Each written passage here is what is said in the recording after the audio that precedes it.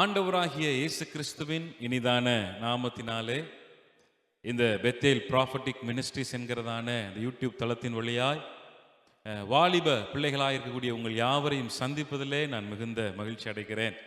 தேவனாகிய கர்த்தர் இந்த நல்ல ஒரு எபிசோட்ஸை எடுக்கும்படியாக ஆண்டவர் காண்பித்திருக்கிறதான மேலான கிருபைகளுக்காக நான் ஆண்டவரை துதிக்கிறேன், ஆண்டவரை ஸ்தோத்திரிக்கிறேன். இதை பார்த்து கொண்டிருக்கிறதான என் அன்பான வாலிப சகோதரனே, வாலிப சகோதரியே, உங்க வாழ்க்கையில ஆண்டவர் பெரிய நோக்கத்தை வைத்திருக்கிறார், பெரிய திட்டங்களை வைத்திருக்கிறார். ஏதோ ஒரு பெரிய ஆசீர்வாதத்தின் வாய்க்காலாய் இந்த நாளிலே இந்த எபிசோட்ஸை இந்த யூடியூப் தளத்திலே வெளியிட ஆண்டவர் உதவி செய்திருக்கிறார். அதற்காக நான் ஆண்டவரை துதிக்கிறேன், ஆண்டவரை ஸ்தோத்திரிக்கிறேன். ஆமென், ஹல்லேலூயா. எனக்கு அருமையான ஒவ்வொரு ஜனங்களும் நம்ம எல்லாருடைய கண்களை மூடி ஒரு நிமிஷம் ஒரு ஜெபம் செய்து அதன் பின்பதாக ஆண்டவருடைய வார்த்தையை நம்ம தியானிக்க போகிறோம். எல்லாரும் அப்படி இருக்கிற இடங்கள்ல உங்க கண்களை மூடி ஆண்டவர் சமூகத்தை நோக்கி பாருங்க. பரிசுத்த பிதாவே, கிருபை நிறைந்த எங்கள் தெய்வமே, ராஜாதி ராஜாவே, நாங்கள் உம்மை துதிக்கிறோம், உம்மை ஸ்தோத்திரிக்கிறோம். ஆண்டவரே, இந்த நல்ல விசேஷித்த நாளிலும் ஆண்டவரே வாலிபர்களுக்காக விசேஷமாய் ஆண்டவரே இந்த எபிசோட்ஸை எடுக்கும்படியாய் நீர் கிருபை தந்திருக்கிறீங்கப்பா, அதற்காக நன்றி செலுத்துகிறோம். ஆண்டவரே உமக்கு ஸ்தோத்திரம். தேவனாகிய கர்த்தர் எங்கள் மத்தியிலே நீர் வந்திருந்து ஒவ்வொருவரையும் ஆசீர்வதிக்க வேண்டுமாய் ஜெபிக்கிறோம். இந்த வார்த்தைகளை கேட்கிற ஒவ்வொரு பிள்ளைகளையும் ஆண்டவரே நீர் பலப்படுத்த போகிறதற்காக நன்றி செலுத்துகிறோம். ஆண்டவரே அன்பின் கரத்திலே தாழ்த்துகிறோம், உடைய நாம மகிமைப்படட்டும். இயேசுவின் நாமத்தில் ஜெபிக்கிறோம் எங்கள் பரலோக பிதாவே, ஆமென், ஆமென், ஆமென். ஹல்லேலூயா. கர்த்தர் தாமே உங்கள் ஒவ்வொருவரையும் ஆசீர்வதிப்பாராக. இன்றைக்கு நாம் தியானத்திற்காக எடுத்துக்கொள்கிறதான கர்த்தருடைய வார்த்தை 2 சாமுவேல் 24வது அதிகாரம் அதனுடைய 25வது வசனத்தை நான் உங்களுக்காக வாசிக்கிறேன். அங்கே தாவீது கர்த்தருக்கு ஒரு பலிபீடத்தை கட்டி சர்வாங்க தகன பலிகளையும் சமாதான பலிகளையும் செலுத்தினார். அப்பொழுது கர்த்தர் தேசத்துக்காக செய்யப்பட்ட வேண்டுதலை கேட்டருளினார்.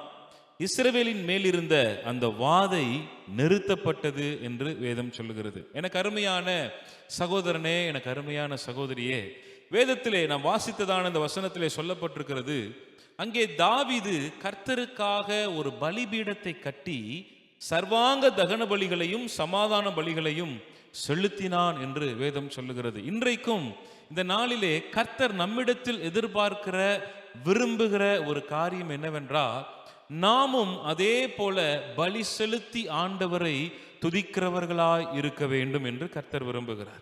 நீங்க உடனே கேட்கலாம், அது பழைய ஏற்பாட்டு காலத்திலே தானே பலி செலுத்தி ஆராதித்தார்கள், இது புதிய ஏற்பாட்டு காலமாயிற்றே, நான் என்ன பலி செலுத்த வேண்டும் என்று சொல்லி நீங்கள் ஒருவேளை நினைத்து கொண்டிருக்கலாம். நமக்காக நம்முடைய பஸ்காவாகிய இயேசு கிறிஸ்து ஒரே தரம் பலியிடப்பட்டிருக்கிறார் என்று வேதம் சொல்லுகிறது. அப்படியானால் நீங்களும் நானும் எவ்விதமான பலிகளை ஆண்டவருக்கு செலுத்த வேண்டும் என்று சொல்லி நாம் பார்ப்போமானால் வேதத்திலே தெளிவாக எழுதப்பட்டிருக்கிறது. எவ்விதமான பலி என்றால், ரோமருக்கு எழுதின நிருபம் 12வது அதிகாரம் அதனுடைய 1வது வசனத்தை நீங்கள் வாசித்து பார்க்கும் பொழுது, அப்படி இருக்க சகோதரரே, நீங்கள் உங்கள் சரீரங்களை பரிசுத்தமும் தேவனுக்கு பிரியமுமான ஜீவ பலியாக ஒப்புக் கொடுக்க வேண்டும் என்று தேவனுடைய இரக்கங்களை முன்னிட்டு உங்களை வேண்டிக் கொள்கிறேன், இதுவே நீங்கள் செய்யத்தக்க புத்தியுள்ள ஆராதனை என்று வேதம் சொல்லுகிறது. எவ்விதமான பலியை செலுத்த வேண்டும் என்று ஆண்டவர் நமக்கு ஆலோசனை கொடுக்கிறார் என்றால், நம்முடைய சரீரங்களை பரிசுத்தமாக, அதே போல தேவனுக்கு பிரியமான ஜீவ பலியாக ஒப்பு கொடுக்க வேண்டும் என்பதே ஆண்டவர் நம்மிடத்தில் எதிர்பார்க்கிறதான அந்த ஆராதனை அல்லது பலி அப்படின்னு சொல்லி பார்க்கிறோம். தாவீது அன்றைக்கு அந்த இடத்திலே பலிபீடத்தை கட்டி சர்வாங்க தகன பலிகளையும் சமாதான பலிகளையும் செலுத்தினான் என்று வாசிக்கிறோம். இன்றைக்கும் எனக்கு அருமையான தேவனுடைய பிள்ளைகளே, ஆண்டவர் நம்மை ஆசீர்வதிக்க வேண்டுமானால், நம்முடைய ஜெபத்தை கேட்க வேண்டுமானால், நம்முடைய எல்லா பிரச்சனைகளும் மாற வேண்டுமானால், முதலாவது ஆண்டவர் நமக்கு சொல்லுகிறதான ஆலோசனை என்னவென்றால், நம்முடைய சரீரங்களை பரிசுத்தமான ஜீவ பலியாக ஆண்டவர் சமூகத்தில் ஒப்பு கொடுக்கணும், தேவனுக்கு பிரியமான பலியாக ஒப்பு கொடுக்க வேண்டும் என்று அங்கே நாம் வாசிக்கிறதை பார்க்கிறோம். ஆமென்.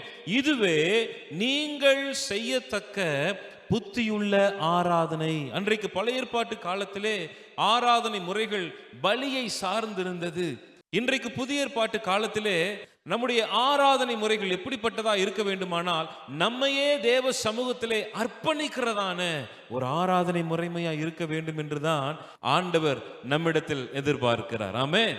எனக்கு அருமையான வாலிப சகோதரனே, வாலிப சகோதரியே, இந்த வார்த்தைகளை கேட்டுக்கொண்டிருக்கிற அன்பான தேவ பிள்ளைகளே, நம்முடைய வாழ்க்கையிலே ஆண்டவர் விரும்புகிறதான வாழ்க்கை முறைகள் காணப்பட வேண்டும், ஆராதனை முறைகள் காணப்பட வேண்டும் என்பதைத்தான் ஆண்டவர் இந்த இடத்திலே விரும்புகிறதை பார்க்கிறோம். இந்த தாவீதினுடைய இந்த சர்வாங்க தகன பலிகளும் சமாதான பலிகளும் ஏன் செலுத்தப்பட்டது, எதற்காக செலுத்தப்பட்டது என்று சொல்லி அதனுடைய முந்தைய வசனங்களை வாசித்து பார்ப்போமானால், தாவீது ஒரு காரியத்திற்காக ஏவப்பட்டான் என்று வேதம் சொல்லுகிறதை நாம் பார்க்கிறோம்.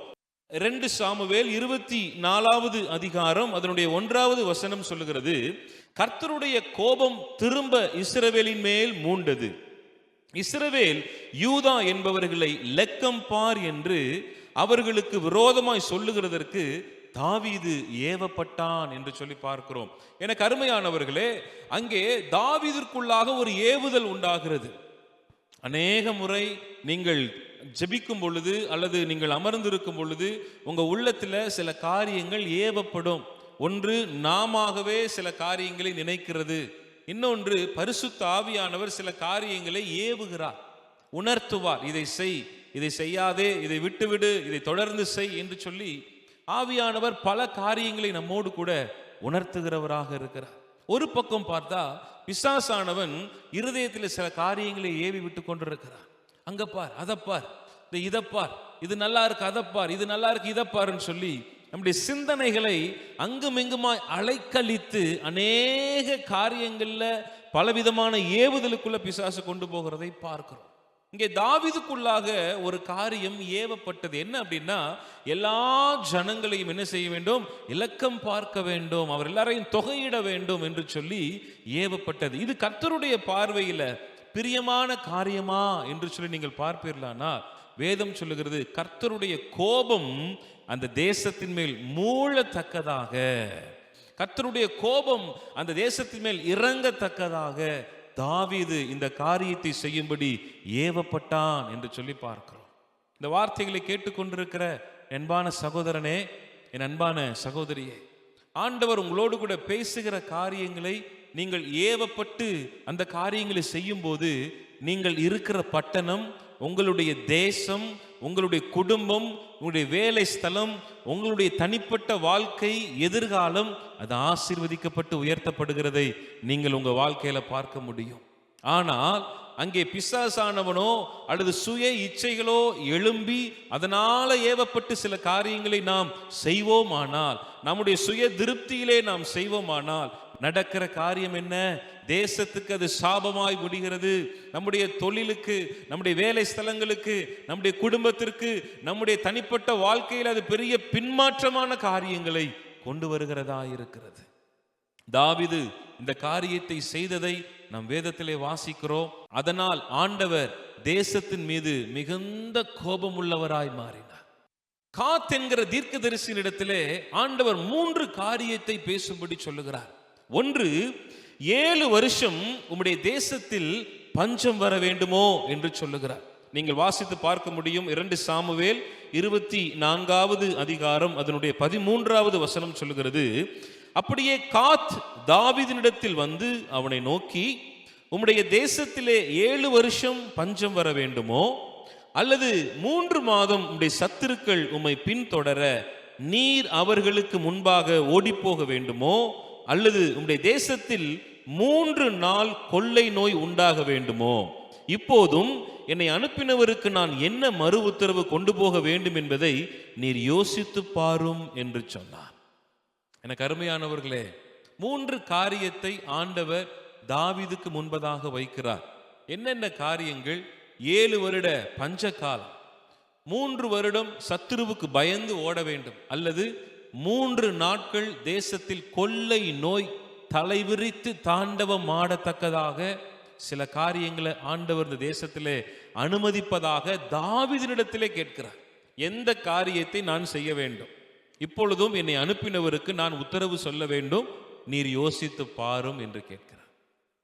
சில நேரங்களில் நம்ம எடுக்கக்கூடிய முடிவுகள், சில நேரங்களில் நாம் சார்ந்திருக்கக்கூடியதான மனிதர்களால் அநேக நேரங்களில் நாம் கர்த்தருக்கு விரோதமான காரியங்களை செய்து விடுகிறோம். அதன் பின்பதாக ஆண்டவர் சில சிக்ஷைகளை கொடுக்கும்போது நம்மால் அதை தாங்கிக் கொள்ள முடிகிறதில்லை. எனக்கு அருமையானவர்களே, சில காரியங்கள் நம்முடைய பார்வைக்கு நல்லதாக இருக்கும், நன்றாக தெரியும். இதனால என்ன தவறு இருக்கிறது, இதனால என்ன அப்படின்னு சொல்லி நம்ம நினைக்கலாம்.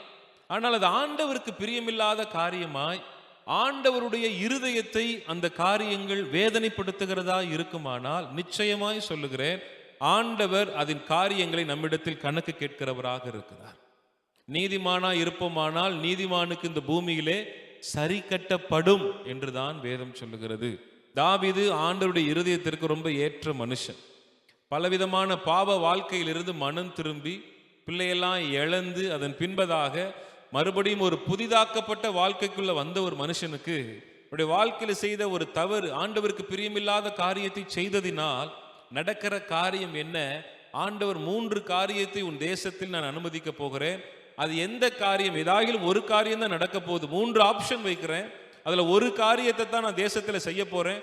அது நீ என்ன காரியத்தை நான் வாழ்க்கையில செய்யணும்னு சொல்லு, யோசிச்சு பாரு அப்படின்னு சொல்லி தீர்க்கதரிசியின் வாயிலாய் கேட்கிறேன். உடனே தாவீது உட்கார்ந்து என்ன காரியத்தை கேட்கலாம் அப்படின்னு தன்னுடைய ஆலோசனை கூட்டத்தர் எல்லாரும் உட்கார வச்சுக்கிட்டு, மந்திரிமார்களை உட்கார வச்சு, யார் யார்கிட்டலாம் ஆலோசனை கேட்டார் எல்லாரும், யோவா பாப்பா உங்ககிட்ட சில காரியங்கள்லாம் கேட்க வேண்டியது இருக்கிறதுன்னு சொல்லி, இந்த 3ல் எதப்பா நம்ம சொல்லலாம் அப்படின்னு நான் கேட்டாரு. நடந்த காரியம் என்ன? அந்த பிரச்சனையுடைய சீரியஸ்னஸை பார்த்தார். ஆஹா, வானத்தையும் பூமியும் படைத்த சர்வ வல்லமையுள்ள தேவனுக்கு முன்பதாக அவருக்கு விரோதமான, அவர் வெறுக்கிறதான பாவத்தை அல்லவா நாம் செய்து விட்டோம். அவரிடத்திலிருந்து தப்பி வைப்பதற்கு யாராலையும் முடியாது. அவரிடத்திலிருந்து தப்பி போவதற்கு நம்மளை எந்த இடத்திலும் நம்மளை ஒளித்து வைக்க முடியாது. என்ன செய்யலாம்? தாவீது நிதானமா இந்த காரியத்தை தீர்க்கதரிசியை பார்த்து சொல்லுகிறார். 14ஆம் வசனத்திலே, அப்பொழுது தாவீது காத்தை நோக்கி, கொடிய இடுக்கணில் அகப்பட்டிருக்கிறேன், இப்போது நாம் கர்த்தருடைய கையிலே விழுவோமாக, அவருடைய இரக்கங்கள் மகா பெரியது, மனுஷர் கையிலே விழாதிருப்பேனாக என்று சொல்லி தாவீது அங்கே சொல்லுகிறதை பார்க்கிறோம். கொடிய இடுக்கணில் அகப்பட்டிருக்கிறேன், என்னை விடுவிக்க ஒரு மனுஷனாலும் கூடாதபடிக்கு கொடிய இடுக்கணில் அகப்பட்டிருக்கிறேன். யார் என்னை தப்புவிப்பா? யார் என்னை விடுதலை ஆக்குவா? ஒரு மனுஷனும் வர முடியாது. பாவத்தை செய்யும் பொழுது பல மனிதர்கள் நம்மோடு கூட இருந்தார்கள், அக்கிரமத்தை செய்யும் போது பல மனிதர்கள் கூட இருந்தார்கள். ஆனால் கர்த்தர் சிட்சிக்கும் போது ஒரு மனிதன் நிற்க மாட்டான், ஒரு மனுஷன் நிற்க மாட்டான், ஒரு மனுஷி நிற்க மாட்டான். தனியா தான் எல்லா பிரச்சனைகளையும் ஃபேஸ் பண்ண. ஆண்டவர் சில காரியங்களை அதிகமாய் நேசிக்கிற பிள்ளைகளை கர்த்தர் சிட்சித்து சரிப்படுத்த வேண்டும் என்று விரும்புகிறார். தாவீதை ஆண்டவர் நேசித்தார். எனக்கு அருமையான சகோதரனே, அருமையான சகோதரியே, ஆனாலும் என் ஆண்டவர் ஒரு நாளும் அநீதியான காரியத்திற்கு துணை போகிறவர் அல்ல. அவர் நீதியின் தேவன், அவர் நீதியின் தேவன். அவர் சரியானதை நம்முடைய வாழ்க்கையில செய்ய வேண்டும் என்று விரும்புகிறார். பரிசுத்த குலைச்சல் இருக்கிறதா? இன்றைக்கு நம்முடைய வாழ்க்கையில பரிசுத்தத்தை ஆண்டவர் புதுப்பிக்க வேண்டும் என்று தான் விரும்புகிறார். ஆமென். பாவத்தை மன்னிப்பா, ஆனால் பாவத்தோடு கூட அக்கிரமத்தோடு கூட நாம் வாழ்வதை கர்த்தர் ஒரு நாளும் விரும்புகிற தேவன் அல்ல. என் ஆண்டவர் பாவத்தை வெறுக்கிறவர், பாவிகளை நேசிக்கிறவர். இதை கேட்டுக்கொண்டிருக்கிற அன்பான வாலிப சகோதரனே, வாலிப சகோதரி, நம் இஷ்டத்திற்கு நம்முடைய இருதயத்திற்கு ஏற்றபடி நாம் எந்த காரியங்களிலே முடிவுகளை எடுத்து நம்ம எப்படி இருக்கிறோமோ அதனுடைய காரியங்கள் இன்றைக்கு யோசித்து பாருங்கள். ஒருவேளை இன்றைக்கு சுயமாய் சில முடிவுகளை எடுத்து தேவ சித்தத்துக்கு எதிராக நாம் போய் கொண்டிருப்போமானால் இன்றைக்கு நம்முடைய வாழ்க்கையை சீர்தூக்கி பார்க்க வேண்டியது அவசியமாய் இருக்கிறது. தாவீது சொல்றார் பாத்தீங்களா, கொடிய இடுக்கணில் அகப்பட்டிருக்கிற நான் கர்த்தருடைய கையில் விழுவேனாக. ஏனென்றால் அவருடைய கைதான் நம்மளை தாங்கும். ஒரு காரியத்துல நம்ம ஆண்டவருக்கு விரோதமா இருக்கிறதுனால ஆண்டவர் சிட்சித்து அடித்து நம்மை சரிப்படுத்துவார். ஆனால் அதே கரம் நம்ம என்ன செய்கிறதா? தாங்குகிற கரமா இருக்கிறது. நம் கரம் பிடித்து அவர் நடத்துகிறவராக இருக்கிறார். ஏதாவது ஒரு மனுஷன் கையில போய் விழுந்திருந்தோன்னு வைங்களேன், அல்லது யார்ட்டையாவது போய் ஆலோசனை கேட்போன்னு போயிருந்தோன்னு வைங்களேன், மனிதர்கள் விழுங்க பார்த்திருப்பார்கள். அதே சங்கீதக்காரர் தான் சொல்றாரு, உயிரோட விழுங்க பார்த்திருப்பாங்கிறார். இவன் எப்போ விழுவான், இவன் எப்போ சாவா, இவன் பேர் எப்பொழுது அழிந்து போகும் என்று காத்திருக்கிற கூட்டம் தான் அதிகம். இந்த வார்த்தையை கேட்டுக்கொண்டிருக்கிற அன்பான சகோதரனை, ஒருவேளை தாங்க முடியாத பிரச்சனைகளோடு போராட்டங்களோடு இந்த வார்த்தைகளை நீங்கள் கேட்டுக்கொண்டிருப்பீர்களானால், ஆண்டவர் உங்களோட பேசுற காரியம் என்ன தெரியுமா? மற்ற சொல்யூஷனை தேடி ஓடாதீங்க. வேற எதையாவது ஒரு தீர்வு கிடைக்குமான்னு அங்கே இங்கேயும் மனிதர்கிட்ட ஓடாதீங்க. எங்க போனாலும் நம்மளுக்கு பிரச்சனை தான், எங்க போனாலும் பிரச்சனை தான், எங்க போனாலும் எந்த மனிதனாலும் நமக்கு ஒரு தீர்வை கொடுக்க முடியாது. தேவ பிரசன்னம் மாத்திரமே, ஜெப அறை மாத்திரமே, ஆண்டவருடைய சிக்ஷை மாத்திரமே நம்முடைய வாழ்க்கையை சரிப்படுத்துகிறதா இருக்கிறது. இதை அறிந்த தாவீது அழகாய் ஒரு முடிவு எடுக்கிறார். கர்த்தருடைய கையில் விழுவோமாக, அவருடைய இரக்கங்கள் மகா பெரியது என்று சொல்லுகிறார். மனுஷருடைய கையில் விழாதிருப்பேனாக, விழாதிருப்பேனாக. எனக்கு அருமையானவர்களே, இந்த ஒரு தீர்மானத்தை தாவீது எடுத்த உடனே ஆண்டவர் செய்த காரியம், அடுத்த வசனத்தை வாசிங்கன்னா, 3 நாள் கொள்ளை நோய் தேசத்திலே தீவிரமாயிருந்தது. கர்த்தர் சொன்ன நாள் வரை, அந்த 3 நாள் முடிகிறதுக்குள்ள 70,000 பேர் செத்து மடிந்தார்கள் என்று வேதம் சொல்லுகிறது. தாவீது கதறுகிறார், ஐயோ நான் தான் பாவம் செய்தேன். 17வது வசனத்துல, ஜனங்களை உபாதிக்கிற தூதனை தாவீது கண்டபோது கர்த்தரை நோக்கி, இதோ நான் தான் பாவம் செய்தேன், நான் தான் அக்கிரமம் பண்ணினேன், இந்த ஆடுகள் என்ன செய்தது? உம்முடைய கை எனக்கும் என் தகப்பன் வீட்டுக்கும் விரோதமாயிருப்பதாக என்று விண்ணப்பம் பண்ணினான். நல்லா கவனிங்க, ஒரு மனிதனுடைய தவறுதலினாலே தேசத்தில் 70,000 பேர் செத்து மடிந்தார்கள் என்று வாசிக்கிறோம். எனக்கு அருமையான தேவ பிள்ளைகளே, நம்முடைய வாழ்க்கையில நம்ம எப்படிப்பட்டதான டிசிஷன் எடுக்கிறோம், எப்படிப்பட்டதான வாழ்க்கை வாழ்கிறோம், நாம் செய்கிற காரியங்கள், நம்முடைய பேச்சுக்கள், நம்முடைய வாழ்க்கையை ஆண்டவருடைய சித்தத்தின்படி நாம் வாழ்றோமா, அவர் விரும்புகிற காரியங்களை நாம் செய்கிறோமா அப்படிங்கிறத நம்ம சிந்தித்து பார்க்க வேண்டியது அவசியமா இருக்கிறது. இந்த நல்ல நேரத்திலே ஆண்டவர் உங்களோடு கூட பேசி கொண்டிருக்கிறார். எனக்கு அருமையான சகோதரனே, உங்க வாழ்க்கையில நீங்க என்ன முடிவு எடுத்திருக்கிறீங்க, என்ன செய்ய போறீங்க? அந்த காரியம் தேவனுக்கு பிரியமானதா? நீங்கள் இப்பொழுது செய்து கொண்டிருக்கிற காரியங்கள் தேவனுக்கு பிரியமானதா? சற்று யோசித்து பாருங்க, ஜெபம் பண்ணுங்க, கர்த்தர் சொல்லுகிற காரியத்தை செய்யுங்கள். அது உங்க வாழ்க்கைக்கு ஆசீர்வாதமா இருக்கும் என்பதிலே சந்தேகமே இல்லை. ஆமென், அல்லேலூயா, அல்லேலூயா. இன்றைக்கு உங்க வாழ்க்கையை கர்த்தர் ஆசீர்வதிக்க வேண்டும் என்று விரும்பிதான் இந்த வார்த்தைகளை உங்களோடு கூட பேசிக் கொண்டிருக்கிறார். அநேகர் இன்றைக்கு அவர்களாகவே சில காரியங்களை முடிவெடுத்து விடுகிறார்கள். யாராகிலும் ஏதாகிலும் ஒரு காரியத்தை சொல்லிட்டாங்க அப்படின்னா, அந்த தரிசனத்தை நமக்குள்ள கொண்டு வந்து முழு மூச்சாக அந்த காரியத்தை செய்து விடுவதற்கு தான் பிரயாசப்படுகிறோம். ஆனால் தேவன் அதை விரும்புகிறாரா? என் ஆண்டவர் அதை என்னிடத்தில் விரும்புகிறாரா? நான் செய்வதற்கு கர்த்தர் என்னை அனுமதிக்கிறாரா? ஒவ்வொருவரும் நம்முடைய வாழ்க்கையில செக் பண்ண வேண்டியது அவசியமா இருக்கிறது. அல்லேலூயா, ஆமென். ஒரே ஒரு காரியத்துல தாவீது ஏவப்பட்டு எடுத்த முடிவு எவ்வளவு பெரிய ஒரு சேதத்தை தேசத்தில் கொண்டு வந்தது பாருங்க. கொள்ளை நோயினால் நிரப்பப்பட்டிருந்தது, தேசம் அழிந்து கொண்டிருந்தது. தேசத்துக்காக ஜெபிப்பவன் எங்கே? அழிந்து கொண்டிருக்கிறதான ஜனங்களுக்காய் ஜெபிப்பவர்கள் எங்கே? என் குற்றத்தினால் என் ஜனம் அழிந்து கொண்டிருக்கிறதே என்கிற பாரத்தோடு கூட தாவீது ஓடி போய் இந்த அர்வனா என்கிறதான அந்த மனிதனுடைய அந்த நிலத்திலே ஒரு இடத்தை விலை கொடுத்து வாங்கி, அந்த இடத்துல தான் தாவீது செய்த காரியத்தை நாம் வாசிக்கிறோம். தீர்க்கதரிசி சொல்லி தாவீது செய்த காரியம் என்ன செய்தார் அப்படின்னா, கர்த்தருக்கு ஒரு பலிபீடத்தை கட்டினார். முதலாவது தாவீது செய்த காரியம், கர்த்தருக்கு ஒரு பலிபீடத்தை கட்டினார். முழுமையாய் தன்னை போய் என்ன செய்தான, சரண்டர் பண்ண ஆண்டவர் சமூகத்தில் சரண்டர் பண்ண. ஐயா, நான் செய்த குற்றங்களை, குறைகளை, என்னுடைய பாவங்களை, என்னுடைய மீறுதலை, என்னுடைய அக்கிரமங்களை தயவாய் மன்னித்து என்னை பரிசுத்தப்படுத்தி தேசத்தில் இருக்கிற இந்த அழிவின் வாதையிலிருந்து எனக்கு ஒரு விடுதலையை தாரும் என்று சொல்லி சர்வாங்க தகன பலியையும் சமாதான பலிகளையும் செலுத்தினான் என்று வேதம் சொல்லுகிறது. நல்லா கவனிங்க, அந்த மனிதனுடைய ஜெபத்தை கொஞ்சம் யோசிச்சு பாரு. இன்றைக்கு உண்மையாய் மனம் திரும்புகிற ஒரு கூட்டம் ஒரு பகுதியில் இருக்கிறார்கள். சில இடங்கள்ல மாயையான மனம் திரும்புதல் அல்லது பொய்யான மனம் திரும்புதல், ஒரு உணர்வு இருக்காது. அந்த பிரசன்ட்ல, தேவ பிரசன்னத்துல நிற்கும் போது அழுவாங்க. வீட்டுக்கு போன உடனே பழைய காரியங்கள், பழைய வாழ்க்கை, பழைய சூழ்நிலைகள், பழைய சுபாவங்கள், அதெல்லாம் பழைய பேச்சுக்கள், பழைய செயல்கள், இதெல்லாம் வர ஆரம்பிச்சு. தேவன் அப்படிப்பட்ட மனம் திரும்புதலையா விரும்புகிறார்? வேதம் என்ன சொல்லுகிறது? தன் பாவங்களை மறைக்கிறவன் வாழ்வடைய மாட்டான், அவைகளை அறிக்கை செய்து விட்டு விடுகிறவனோ இரக்கம் பெறுகிறான் என்று வேதம் சொல்லுகிறதை பார்க்கிறோம். ஆமென். உண்மையான மனம் திரும்புதல், மெய்யான மனம் திரும்புதல், இதைத்தான் ஆண்டவர் இந்த நாளில் நம்மிடத்தில் எதிர்பார்க்கிறார். இன்னைக்கு எவ்வளவு பேர் சொன்னாலும் அநேகர் என்ன செய்யறது இல்லை, கேட்பதில்லை. அந்த இள ரத்தம், துடிக்கிற ரத்தம் இருக்கிறதுனால அந்த தேவ சித்தத்தை, அந்த சத்தத்தை கேட்டாலும் அதற்கு ஒப்பு கொடுக்க வேண்டும் என்கிறதான இருதயம் இன்றைக்கு அநேகரிடத்தில் இல்லை.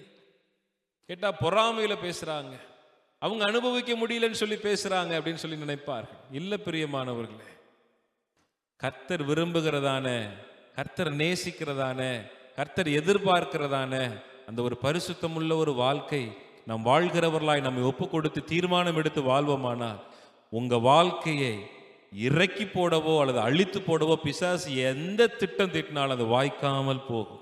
உங்க வாழ்க்கையில் நீங்க உயர்த்தப்படுவதைத்தான் நீங்கள் பார்க்க முடியும். நீங்க நினையாத அளவிற்கு கர்த்தர் உங்க வாழ்க்கையை உயர்த்துவதற்கு என் தேவன் வல்லமை உள்ளவராக இருக்கிறார். நடந்த காரியம் அதுதான்.